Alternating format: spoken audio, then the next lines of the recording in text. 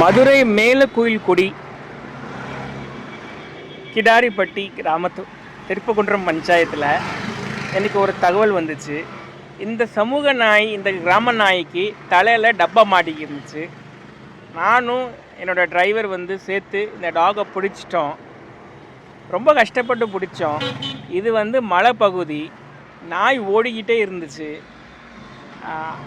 வலை போட்டு வலையிலையும் எஸ்கேப் ஆகி அப்புறம் நான் தவிட்டு அந்த நாயோட காலை பிடிச்சிட்டு நான் டிரைவர் அண்ணாட்ட சொன்னேன், இது ப்ளீஸ் நான் பிடிச்சிருக்கேன், நல்லா கிரிப்பாக பிடிச்சிருக்கேன், நீங்கள் இந்த டப்பா மட்டும் எடுத்து விட்ருங்கண்ணே. அவர் ஃபஸ்ட்டு ட்ரை பண்ணார், 2-3 வாட்டி கீழேருந்து ட்ரை பண்ணார். நான் சொன்னேன் நல்லா கிரிப்பாக பிடிச்சிட்டு அப்படியே எடுத்து விட்ருங்கண்ணே. அப்போ நீங்கள் எடுத்து விட்டுங்கன்னா ரிலீஸ் பண்ணிடுவேன், நீங்கள் பயப்படாதீங்க, அது கடிக்காது, அது பாவம் கஷ்டத்தில் இருக்குது பாருங்கள். அப்படியே கொஞ்சம் கொஞ்சமாக ட்ரை பண்ணுறாரு, எடுத்துட்டாரு. அப்படியே நாய் ஓடிடுச்சு. கடவுளை நன்றி சொல்லிவிட்டு நமக்கு இந்த ஜீவனை காப்பாற்றுறதுக்கு வாய்ப்பு கொடுத்தீங்க. அப்படியே கடவுள்கிட்ட நன்றி சொல்லிவிட்டு அங்கேருந்து நாங்கள் கிளம்பிட்டோம். இதுதான் அந்த மலைங்க, மலை பகுதி. நீங்கள் பார்க்குறீங்க எவ்வளோ கஷ்டம் இங்கே பிடிக்கிறது. கீழே விழுந்து என்னை 2 கையில் அடிபட்டுருச்சு.